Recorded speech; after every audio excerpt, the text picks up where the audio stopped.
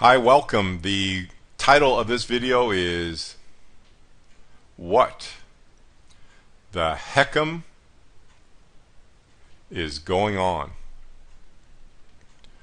What the HECM is going on with what? Well, first of all, we have to explain what the HECM means. This actually is an acronym, which is HECM, and you're saying, well, what the HECM is a HCM? Well, that is a home equity conversion mortgage. And some of you may be saying, well, what the HECM is a home equity conversion mortgage? And that is what has been popularly coined a reverse mortgage. Now, I'm not a mortgage broker, I'm not an attorney, but I am an income expert in the investment business for 26 years. We focus on optimizing income for our clients on the safe money side, being very efficient with the income for retirees and making sure they can live the lifestyle they want. So you can imagine in that context, we get a lot of questions about reverse mortgages. So my job is not to weigh in on the pros and cons of a reverse mortgage, but to educate you, give you some data, some talking points, so if this is in your future, you're well armed and you can have an intelligent conversation. So that's what the point of this video is. And when I say what the HECM is going on, there were big changes October 1st, 2013 with home equity conversion mortgages. So I want to go through those changes.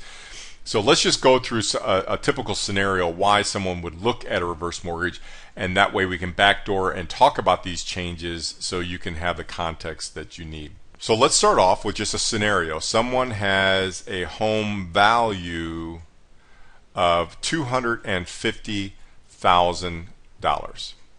Now, someone may use a reverse mortgage to pay off their existing mortgage, or they want to use it for some form of income.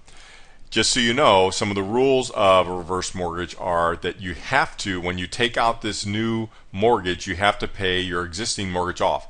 The home equity conversion mortgage needs to be first in line, so you have to pay off the other mortgage. A couple other rules are that you have to be 62 years old or older in order to qualify for this. Speaking of a 62-year-old, let's just talk about a typical retired couple and a scenario that may cause someone to look at the advantages of a home equity conversion mortgage. So let's say you are retired and the income side of your life looks like this. You have Social Security, let's say you're a married couple, and the Social Security total between the two of you is $2,400 between both spouses. Let's say one of the spouses has a pension of $600, and then there's some investment income that totals another $500 a month. So all in, you're looking at $3,500 total. Now on the expense side, because you were diligent and a saver and you worked hard, you don't have a lot of bills, a lot of debt, but you do have that mortgage, and let's say that mortgage payment is $800 a month. But then all the other living expenses, you don't stop buying groceries and paying for gas when you retire. So all the other expenses, let's say, totals up with the mortgage that you're roughly at $3,500 a month, right? And so you're really not able to enjoy the retirement that you were hoping for, and this mortgage is part of the challenge. Now, to compound the situation, let's say that mom falls and breaks her hip, and she comes out, she goes through rehab, and she's just not as spry as she used to be. And it would be really great if we had some kind of in-home caregiver that came by a couple hours each day to help out. And you know what? $800 a month can go a long way in helping out pay for that caregiver. So if we could figure out a way to get rid of this mortgage so mom and dad can have an extra money to pay for that caregiver, then their lifestyle, their quality of life would be dramatically improved. Now let's go over and walk through the math of how a home equity conversion mortgage works for a scenario like this. There are three different ways you can monetize your home value. The first way is to obtain a line of credit, an LLC, a line of credit through the home equity conversion mortgage. And the line of credit, the way this works is you are able to get between 40 and 49% of your home value. Now, this is one of the big changes as of October 1st. Before October 1st, you were able to get up to 70%. That's a big difference, 70% versus 40%. And the reason it's a sliding scale is it depends on your age. So a 62-year-old, as we mentioned earlier, is the minimum age. If you're 62, the most you're going to be able to get is 40%. As you go into your high 80s and 90s, you could edge up into the high 40%, right? So we're going to stick with this scenario of someone that's in their early 60s, 62 years old, so they can get 40%. And you know what? 40% of $250,000 is $100,000. And that's great, but as you can see, before October 1st, again, depending on the age, there would have been another $60,000 that we could have been able to pull out in the mortgage on this home. So the way this works, you have this $100,000, and if you're using a line of credit, it has to be an adjustable rate. Now, July 1st of this year, you used to be able to get a fixed rate. No longer, it always has to be an adjustable rate. The maximum is 13%. 13%. That's not a very good 13 here. 13%, which will put some starch in your shirt. Certainly, we don't want to see that rate anytime soon. So it's an adjustable rate, maximum of 13%. As I said, before July, you were able to get that as a fixed rate. So the way this works is you are able to pull out up to 60% in your first year, up to 60% of your mortgage. So 60% of $100,000 is $60,000. So that's the way the line of credit works. You're able to write a check. You don't have to write one lump check for $60,000. You can write multiple checks, so forth. So now let's take this information and go back over to our scenario where a person has an $800 mortgage payment. Let's just say, to keep it simple, that their actual mortgage balance, their balance is $40,000. So remember what I said is one of the rules is you get a home equity conversion mortgage, you have to pay off your existing mortgage. So as this line of credit is established for you, they are going to go ahead and pay off this $40,000. So in reality, your line of credit is $100,000 less the mortgage, which is $60,000. So that is your, let's call it your functional line of credit, your available line of credit. You're able to take out 60% of this, while 40 already went to the old lender of your original mortgage. So you have $20,000 left in your first 12 months available, and then your 12 months and 1 day, you're able to go in on your line of credit and get the other $40,000. Let me just label this. This is your first mortgage that we had to pay off. So we have this $20,000 available to come into our income side of our balance sheet. And that $20,000 goes a long way of paying for this caregiver. So $800 a month, that's roughly $9,600 a year. We know that we have $20,000 available to us, so that's 2 years worth of care there, and then 12 months and 1 day, we have another $40,000 that's going to come in. So 12 months and 1 day, we have another $40,000. So just in this scenario here, we're basically getting 6 years worth of caregiving, assuming that the $800 doesn't go up, and I don't want to overly complicate the scenario, but you could see why someone would look to do this. So let's go through the other couple scenarios that are not as advantageous as a line of credit, but I think it's important just to go through them because we do want to educate you on this. A second way you can do it is you can actually take a lump sum. You could literally borrow a lump sum instead of a line of credit. A line of credit obviously is available. You write checks against it. A lump sum is they determine the amount of money they're going to give you in the mortgage. It's fixed and nothing ever changes. Now, a lump sum, you are going to get roughly 15% less total mortgage, less total amount of money to borrow than your line of credit. So 15% less than a line of credit. You can also have a third scenario where you can literally have the new home equity conversion mortgage company send you a monthly check, a monthly income, and this one, the amount of money you can overall leverage against your home value is even lower. So that scenario is not terribly good for people. But it's always worth going the math of all three of the scenarios and match them up according to your particular situation to see which one makes sense. Now let's go through the math of how the internal mechanics work from the lender's point of view instead of yours. This will allow us to look at how this affects your heirs, your children, when you eventually pass on. So let's take our same scenario of a home value of $250,000. And let's say that you have your mortgage, like we said before, the mortgage was $40,000. So this is the existing mortgage. And that mortgage cost us $800 a month. In your current situation, if nothing ever changed over time, because you're making this mortgage payment, this $40,000 would be paid off over time.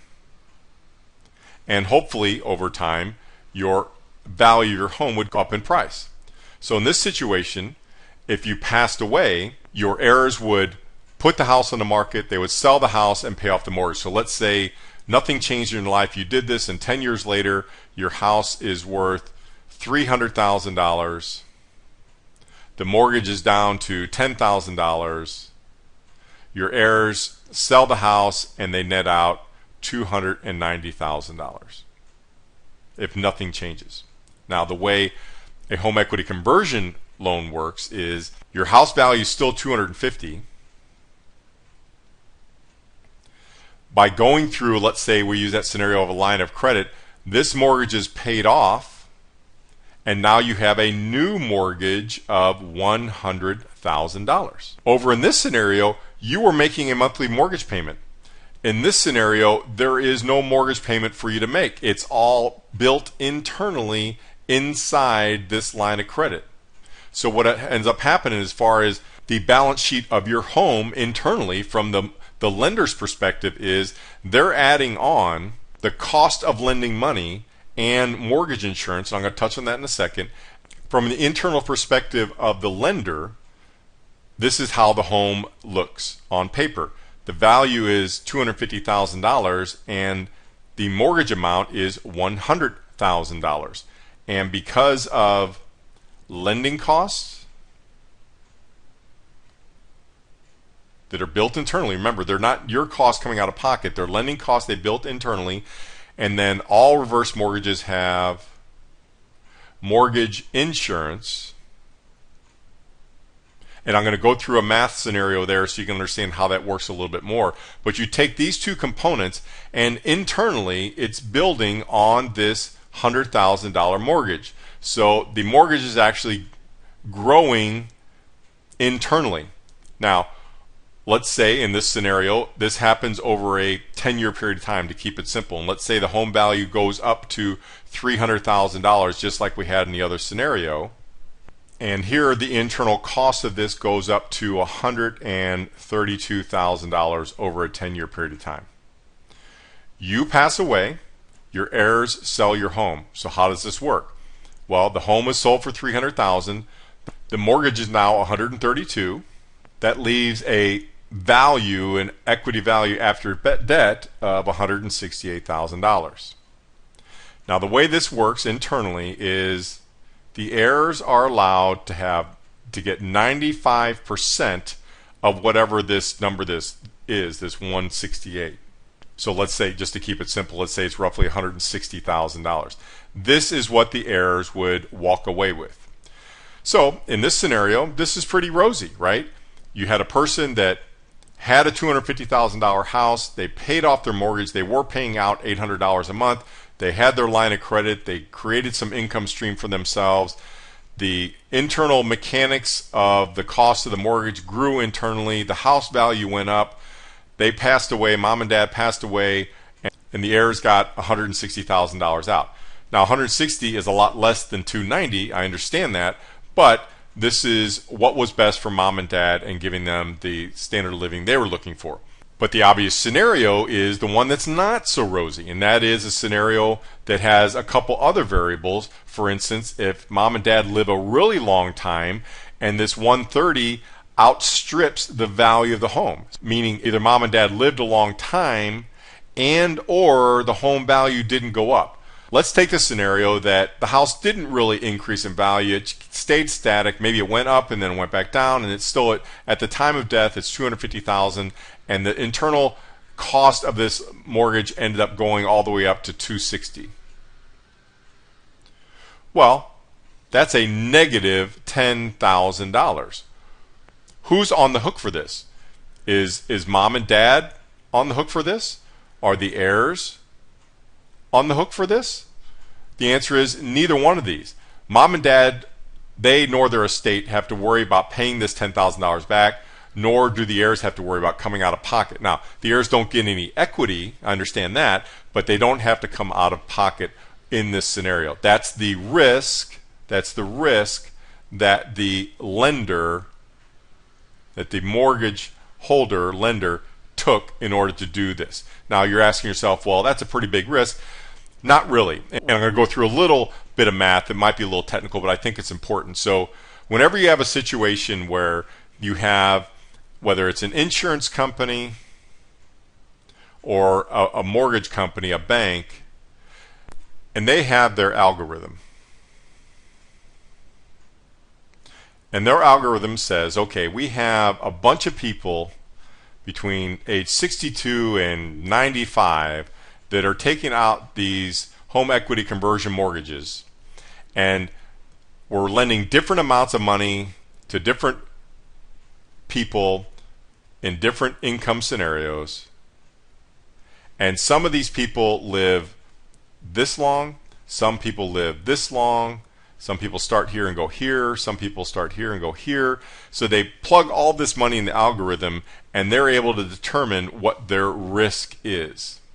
Now, this mortgage insurance is an important component to this algorithm, and as you can see up here, I mentioned insurance companies whenever you're calculating risk. So the mortgage insurance that they force you to take is roughly 3% of your lending amount. So over here, where this person had an $800 mortgage payment on their $40,000 mortgage, with this new internal component over here, let's say this $132,000, this new line of credit over here, let's say the mortgage payment, just to keep the math simple, was also $800, but then they tack on $300 a month for mortgage insurance, so the internal mortgage payment is $1,100 a month. Now, as you can see here, just to keep the math simple, this times 12 months in a year times 10 years in our scenario is $32,000. That's why I said let's pretend that we have this $100,000 mortgage and the internal cost of this mortgage goes up to $132,000. That's where I got that math. Well, this $300 here, this is insurance. What is insurance?